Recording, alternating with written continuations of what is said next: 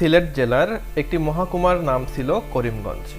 করিমগঞ্জের আয়তন ১,৮০৯ কিলোমিটার, যা বাংলাদেশের একটি জেলার থেকেও বড়।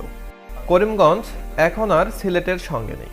১৯৪৭ সালে দেশভাগের সময়ে সিলেটকে নিয়ে গণভোটের আয়োজন করা হয়। ভারত না পাকিস্তান, কার সঙ্গে যাবে সিলেট? সিলেট, সুনামগঞ্জ, করিমগঞ্জ, মৌলভীবাজার এবং হবিগঞ্জ নিয়ে অনুষ্ঠিত এই নির্বাচনে প্রায় ৭৭% মানুষ অংশগ্রহণ করে।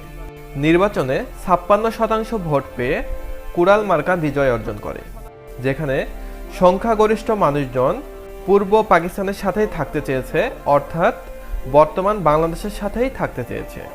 আর এ প্রক্রিয়াতে খুব সহজেই করিমগঞ্জ বাংলাদেশের অংশ হওয়ার কথা ছিল। কিন্তু এমন কি হয়েছিল যার কারণে গণভোটে জয়ী হওয়ার পরেও ভারতের কোন ষড়যন্ত্রে করিমগঞ্জ বাংলাদেশের হাতছাড়া হয়? করিমগঞ্জের সংখ্যাগরিষ্ঠ জনগণ আজও কেন বাংলাদেশের সাথে যুক্ত হতে চায়? উন্মোচনের আজকের পর্বে এই সব কিছু নিয়েই আমরা আলোচনা করব।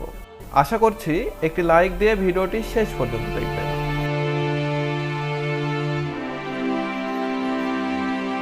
১৯৪৭ সালের দেশভাগ ভারতীয় উপমহাদেশের অন্যতম একটি বিতর্কিত বিষয়। কত মানুষকে তার সহায় সম্বল সবকিছু ফেলে পাড়ি জমাতে হয়েছে ভিন্ন দেশে।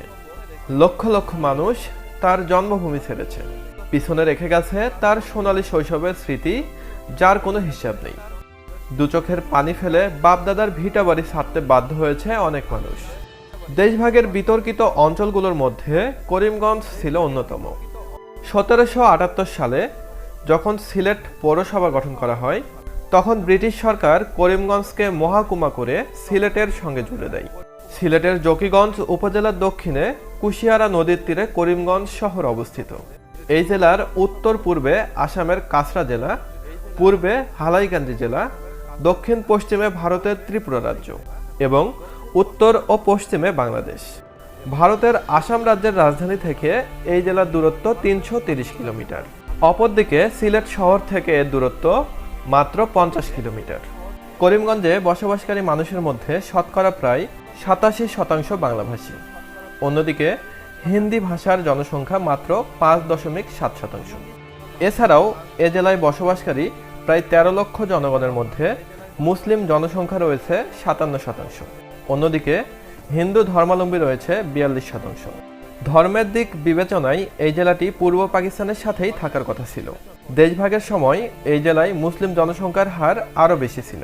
আমাদের আধুনিক বাংলা সাহিত্যের অন্যতম ঔপন্যাসিক সৈয়দ মুস্তফা আলী জন্মগ্রহণ করেছিলেন এই জেলাতেই। কিন্তু তবুও কেন এই জেলাটি ভারতের অন্তর্ভুক্ত হলো? বাংলাভাষী সিলেট অঞ্চলটি ঐতিহাসিকভাবেই পূর্ব বাংলার অংশ ছিল। সেই সময় সিলেট ছিল শিক্ষা, দীক্ষা এবং শিল্পায়নে অগ্রসর। অন্যদিকে আসাম ছিল তুলনামূলক অনুন্নত। তাই সমৃদ্ধ রাজ্য প্রতিষ্ঠায় সিলেটকে আসামের সাথে যুক্ত করার প্রয়োজন অনুভব করে ব্রিটিশ সরকার। ১৮৮৪ সালে যখন আসাম রাজ্য গঠিত হয়, তখন ব্রিটিশ সরকার নবগঠিত আসাম রাজ্যের সঙ্গে সিলেটকে জুড়ে দেয়। যদিও ওই অঞ্চলের সংখ্যাগরিষ্ঠ জনগণই পূর্ব বাংলার সাথেই থাকতে চেয়েছিল। সিলেটকে আসাম রাজ্যের সাথে যুক্ত করার কারণে আসাম অঞ্চলটি শিল্প সমৃদ্ধ হয় এবং সমৃদ্ধশীল একটি রাজ্য হিসেবে প্রতিষ্ঠা লাভ করে। প্রায় ৩ দশক সিলেটের প্রশাসনিক অবস্থান একই রকম ছিল। অবশেষে ১৯০৫ সালে যখন বঙ্গভঙ্গ কার্যকর করা হয়, তখন আসামকে পূর্ব বাংলার সাথে যুক্ত করার মাধ্যমে সিলেট পুনরায় বাংলার অংশ হয়ে যায়। তবে এর স্থায়িত্ব কাল ছিল মাত্র ৬ বছর। ১৯১১ সালে বঙ্গভঙ্গ রোধ করা হলে আবারও সিলেটের সাথে বিচ্ছেদ ঘটে পূর্ব বাংলার, আর সিলেট হয়ে ওঠে আসাম রাজ্যের অন্তর্ভুক্ত একটি প্রশাসনিক অঞ্চল। আসামের সচিবালয়ে প্রাণশক্তি হয়ে ওঠে সিলেটিরা।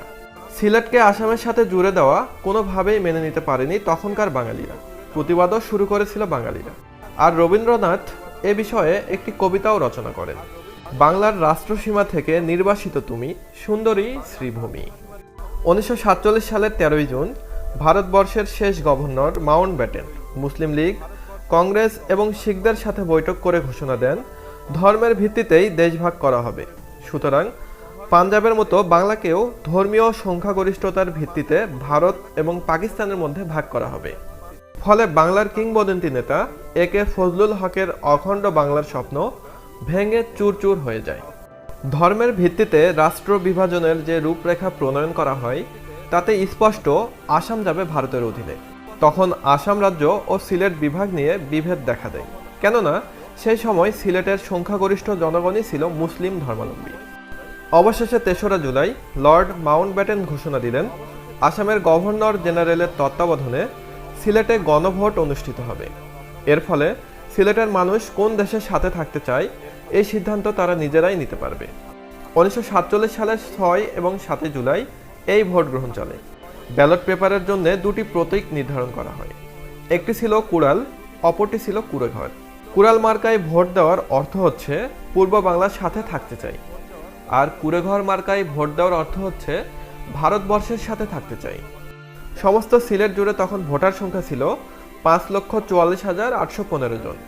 কুড়াল মার্কার পক্ষে মুসলিম লীগ ব্যাপক প্রচার প্রচারণা চালাতে থাকে, অন্যদিকে কুড়েঘর মার্কার প্রচার প্রচারণা চালাতে থাকে সর্বভারতীয় কংগ্রেস। সিলেটের করিমগঞ্জ, সুনামগঞ্জ, মৌলভীবাজার এবং হবিগঞ্জ নিয়ে অনুষ্ঠিত এই নির্বাচনে প্রায় 77% জনগণ অংশগ্রহণ করে। 56.56% ভোট পেয়ে কুড়াল মার্কা বিজয় অর্জন করে। ফলে সিলেটের পূর্ব পাকিস্তানের সাথে অন্তর্ভুক্ত হওয়া আর কোনো বাধা থাকে না। গণভোটের ফলে সিলেট আবার ফিরে আসে বাংলার মাঝে, তবে সম্পূর্ণ আসলো না, তার অঙ্গহানি ঘটল। গণভোটে বিজয় অর্জন করার পরেও করিমগঞ্জ সহ সিলেটের 3.5 থানাকে ভারতের সঙ্গে যুক্ত করা হলো। আর এটা ঘটেছিল রেড ক্লিফ এবং ভারতের নেতৃবৃন্দের ষড়যন্ত্রে। ব্রিটিশরা যখন সিদ্ধান্ত নিল যে ধর্মের ভিত্তিতে ভারত এবং পাকিস্তানের মতো দুটি দেশকে স্বাধীনতা দিয়ে তারা বিদায় হবে ভারতীয় উপমহাদেশ থেকে, ঠিক তখন এই দুই দেশের সীমানা নির্ধারণের দায়িত্ব দেওয়া হয় সিরিল রেডক্লিফের হাতে। সিরিল রেডক্লিফ ছিলেন ভারতবর্ষে একেবারেই নতুন, উপমহাদেশের কোনো কাজেরই অভিজ্ঞতা ছিল না তার, কিন্তু তারপরেও তার নেতৃত্বেই একটি কমিশন গঠন করা হয়। এই কমিশন গণভোটের পর থেকেই সীমানা নির্ধারণের কাজে সম্পূর্ণ মনোযোগী হয়। অনেক সমীক্ষা ও যাচাই বাছাইয়ের পর 12 আগস্ট রেডক্লিফ লাইন যখন প্রকাশিত হয়, তখন দেখা যায় সিলেট বিভাগের 3.5 থানাকে ভারতের অন্তর্ভুক্ত করা হয়েছে। বিতর্কিত রেডক্লিফ লাইন অনুযায়ী 14 আগস্ট পাকিস্তান ও 15 আগস্ট ভারত নামে দুটি স্বাধীন দেশ আত্মপ্রকাশ করে। তখন হতাশ ও বিক্ষুব্ধ হয় মুসলিম লীগ, বিক্ষুব্ধ হয় পূর্ব বাংলার নেতৃবৃন্দ, কারণ রেডক্লিফ লাইনে করিমগঞ্জ সহ সিলেটের 3.5 থানাকে ভারতের সাথে অন্তর্ভুক্ত করা হয়েছে। ভোটের নিরঙ্কুশ সংখ্যাগরিষ্ঠতা অর্জন করার পরেও করিমগঞ্জ কেন ভারতের অন্তর্ভুক্ত করা হলো তা আজও বিতর্কিত বিষয়। আর এটা ঘটেছিল রেডক্লিফের কারসাজিতে। ভারতের নেতৃবৃন্দর সাথে ষড়যন্ত্রে অংশগ্রহণ করে এই কাজটি করেন রেডক্লিফ, এমনটাই জানা যায়। জকিগঞ্জের পাশ দিয়ে বয়ে গেছে কুশিয়ারা নদী, এপারে জকিগঞ্জ আর ওই পারে করিমগঞ্জ। রেডক্লিফের বদৌলতে দুই দেশের সীমানা হলো এই কুশিয়ারা নদীর স্রোত। তীব্র স্রোতে নদী ভাঙে এপারে আর গড়ে ওঠে ওপারে, অর্থাৎ বাংলাদেশ হারাচ্ছে ভূমি আর লাভবান হচ্ছে ভারত। নদী গ্রাস করছে বাংলাদেশের ভূমি আর সেই নদী জেগে উঠছে ভারতে। সীমানা যেহেতু নদীর মধ্যে স্রোত, তাই সব লাভ ভারতের। সেই সময় করিমগঞ্জ মহকুমার এসডিপিও ছিলেন মোহাম্মদ আব্দুল হক। তিনি পরবর্তীতে বাংলাদেশ সরকারের ভূমি মন্ত্রী হিসেবে দায়িত্ব পালন করেন। তিনি কোনোভাবেই মেনে নিতে পারেননি ভারতের এই ষড়যন্ত্র। মোহাম্মদ আব্দুল হক দেশভাগের 1 সপ্তাহ পর্যন্ত করিমগঞ্জকে পূর্ব পাকিস্তানের অংশ করে রাখতে সক্ষম হয়। 14 আগস্ট থেকে তিনি প্রতিদিন নিয়ম করে করিমগঞ্জ মহকুমার পুলিশ কার্যালয়ে পাকিস্তানের পতাকা উত্তোলন করতেন। এমনকি সিলেট জেলা ম্যাজিস্ট্রেটের কাছে ঘন ঘন বার্তা পাঠাতে থাকেন সামরিক সহায়তা পাঠানোর জন্য। আব্দুল হক বলেন, প্রতিদিন আমি অপেক্ষায় থাকি, এই এলো বুঝি ফোর্স, কিন্তু তারা আসে না।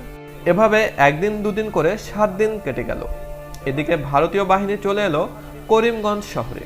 তখন আব্দুল হক নিরুপায় হয়ে যান, আর কি বা করতে পারেন। করিমগঞ্জ মহকুমার পুলিশ কার্যালয় থেকে পাকিস্তানের পতাকাটা নামিয়ে গুটিয়ে নিয়ে চলে আসেন পূর্ব পাকিস্তানে। আর এভাবেই অবসান ঘটে করিমগঞ্জ অধ্যায়ের।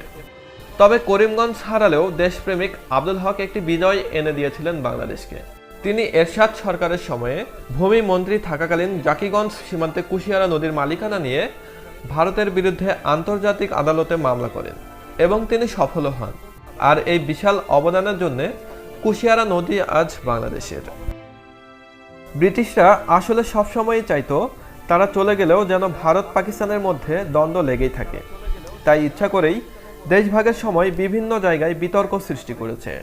মুসলিম লীগের নেতারা করিমগঞ্জকে বাংলার সঙ্গে যুক্ত করার জন্য অনেক দৌড়ঝাঁপ করেও কোনো লাভ হয়নি। তবে করিমগঞ্জ বাংলা থেকে আলাদা হলেও 1947 সালের গণভোটের মাধ্যমে তারা বুঝিয়ে দিয়েছিল তারা আসলেই পূর্ব পাকিস্তানের সঙ্গে থাকতে চায়। করিমগঞ্জকে ভারতের সঙ্গে যুক্ত করা তখন মেনে নিতে পারেনি বাঙালিরাও, প্রতিবাদও করেছিল তারা। করিমগঞ্জের বাঙালিরা আজও চায় বাংলাদেশের সাথে এক হয়ে থাকতে। সেই সময়ে যদি পাকিস্তান সরকার একটু চেষ্টা করত, তাহলে করিমগঞ্জ আজ হয়তো বাংলাদেশের সঙ্গে থাকতো। বন্ধুরা, করিমগঞ্জ নিয়ে আপনার মতামত কমেন্টে জানাতে ভুলবেন না। আজ এখানেই শেষ করছি, আবার দেখা হবে নতুন কোনো ভিডিওতে।